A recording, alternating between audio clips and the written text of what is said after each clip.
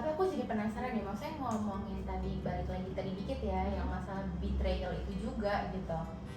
Kan memang gak gampang ya untuk menerima, misalnya kita lagi jadi victim gitu kan, bukan pelaku gitu, berarti kan kita lagi sakit hatinya banget sebenarnya, dan kita harus udahlah kita yang di-betray, kita harus ngaca gitu, rasanya kan pengen bilang kayak gila kali gitu kan. Nah itu gimana sih untuk memprosesnya itu gitu, untuk meningkatkan kesadaran bahwa memang harus kita berkaca gitu. Oke, yang paling pertama itu adalah supaya kita lebih mudah nih maksudnya kan untuk menerima ya gitu, karena kan memang proses menerima itu bukanlah sesuatu hal yang mudah ya, karena kita akan berbenturan sama mekanisme pertahanan ego kita gitu, yang mana itu sudah terbentuk dari waktu pertama kali kita mengalami sebuah trauma tentang betrayal. Nah, biasanya akarnya kan nggak pernah di saat ini, pasti di masa-masa yang lalu gitu, bukan yang sekarang aja, yang sekarang ini cuma sekedar gejala yang mesti kita cari tahu akarnya di mana. Nah, untuk bisa sampai ke sana, awalnya itu tentunya kita mesti mengakui dulu ada emosi apa sih waktu kita di betray.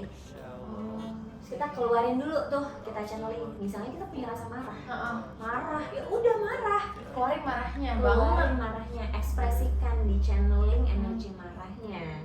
Karena kita perlu unloading tuh beberapa emosi ya, yang memang sudah sering kita tekan, yang sudah sering kita repress gitu. Mungkin kita semarah itu sama diri kita, atau kita semarah itu sama orang lain yang pernah menjadi pelaku pada saat akarnya itu terjadi gitu, trauma itu pertama kali terjadi gitu.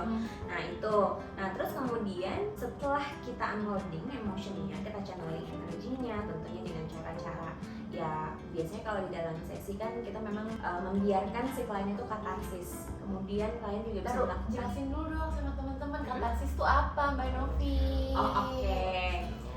Katarsis itu gini, gampangnya aja deh ya, aku langsung ngasih analoginya aja gitu, ngasih contohnya aja.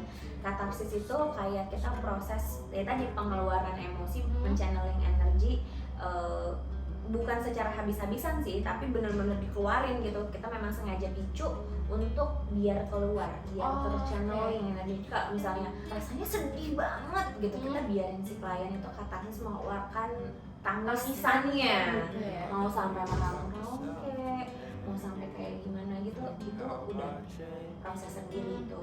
Nah itu dari situ ya, katarsisnya dulu nih kita biarin. Kemudian kita biarkan klien untuk melakukan journaling, karena belum tentu klien itu bisa katarsis di saat pertama kali gitu. Jadi kadang-kadang banyak banget prosesnya sampai klien itu bisa katarsis gitu. Ada refleksinya dulu, ada journalingnya dulu, biasanya menuntun si klien tuh untuk bisa sampai di stage dia bisa sadar dan aware akan emosinya dan buat ngeluarin gitu. Karena emosi itu adalah energy in motion, bergerak terus nih. Energi kan perlu bergerak, perlu digerakin, perlu ya tadi perlu ada gerakannya. Kalau misalnya kita tahan, dia akan tersumbat. Itu yang sering orang bilang jadi kayak walking gitu. Nah ini yang perlu dikeluarkan, perlu di unloading supaya bisa diisi lagi dengan energi yang terbarukan gitu. Itu gunanya katarsis sebenarnya. Itu tadi. Terus kemudian setelah proses itu baru biasanya orang bisa mengingat memorinya. Dulu dia tuh akarnya ada di mana gitu ya. Ada di mana pertama kali. Misalnya contoh, ada orang yang pertama kali di betraynya itu, kejadian pertama kalinya itu proses betrayal yang dia lihat ataupun dia observe adalah orang tuanya melakukan betrayal. Gitu. Misalnya apakah itu ayahnya terhadap ibunya atau sebaliknya ibunya terhadap ayahnya, terus kemudian dia serap itu tanpa sadar, dia karena itu pengalaman yang buruk, biasanya dia simpan di limbic system biasanya. Dia kubur dalam-dalam itu, kita masukin ke unconscious atau alam bawah sadar kita. Nah untuk masuk ke situ, untuk bisa menyadari itu tuh prosesnya panjang banget. Nah ada ego yang ngalangin. Ego ini biasanya yang tadi, mekanisme pertahanan ego kita kan kenceng banget, kuat banget gitu. Nah untuk bisa sampai ke sana itu memang prosesnya kita bilang bukan proses yang mudah ya. Amat sangat tidak mudah. Dan benar tadi kata Jenny, pasti pertama kali itu langsung defensif dulu.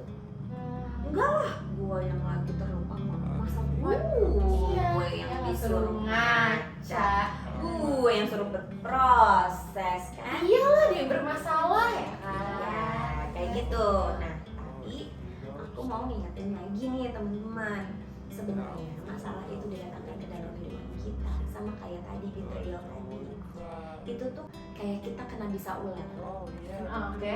Kita dipatok ular misalnya, kan ada racunnya. Iya. Sebenarnya penyembuhnya tuh ada di Ularnya itu sendiri Di bisanya itu. Oh gitu. iya. Atau yang paling gampangnya lagi analoginya adalah, jadi suka durian nggak? Enggak suka. Oke. Mungkin teman-teman di sini ada yang suka durian. Mungkin ya Besti ada yang suka durian. Contoh deh kayak kita makan durian. Gitu ya. Itu kan buat sebagian orang tuh bau banget pasti kan. Iya, Bau banget, tapi itu bener. enak banget gitu misalnya yang suka tuh pasti. Saking enaknya, kadang-kadang susah ngilangin baunya. Dan ternyata caranya yang paling efektif untuk ngilangin baunya itu ternyata dari si Kulitnya itu yang diminum itu ya. Diminum, terus juga buat cuci tangan kayak gitu. Oh. Itu contoh. Berarti kan sebenarnya obat yang paling mujarab untuk sakit hati ya si luka itu sendiri kan. Kita bisa menemukan obatnya, remedinya dari si luka itu. Dari si di dalam luka itu, di dalam masalah itu pasti ada kunci jawabannya, atau solusinya itu dari situ. Mau nggak sih? Tapi kita masuk ke dalam luka itu Karena itu perjalanannya juga pasti nggak gampang ya. Yang namanya juga masuk ke luka, siapa sih yang mau? Kalau ditanya kan gitu ya. Makanya yang pertama kali dilakukan itu adalah nanti kita revisit lagi, kita balik ke luka itu, terus diingat pelakunya waktu itu siapa aja. Jangan-jangan ternyata kita punya catatan itu teman-teman di dalam diri kita.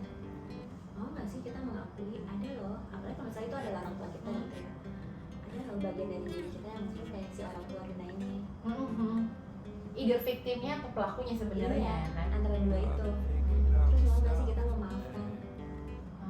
Di part itu. Iya, dan bukan hanya memaafkan mereka, tapi yang paling dalam itu adalah mau nggak sih kita memaafkan diri kita sendiri karena kita sudah membiarkan diri kita terus-terusan suffer dengan menyimpan luka itu, menahan semuanya nggak cepat keluar. Terus gue bilang sih teman-teman semua yang toxic dan kita bilang racun, ya udah Thank you banget loh sharingnya buat hari ini. Mungkin juga bisa jadi apa ya, pengingat teman-teman juga nih, tiba-tiba mungkin ada yang kasusnya sama dan segala macam ya kan. pengingat buatku juga loh Jan. Oh iya benar. Buatku juga kan teman-teman Besti Jani itu juga Bener banget. Kalau gitu teman-teman, tungguin lagi nih obrolan kita selanjutnya di minggu depan sama aku dan Mbak Novi setiap hari Rabu. Jangan lupa subscribe buat yang belum, like dan komen. Siapa tahu kalian mau request bahas tentang apa gitu ya kan. Langsung aja di komen. Oke, kalau gitu teman-teman, sampai ketemu lagi. Salam utuh bertumbuh.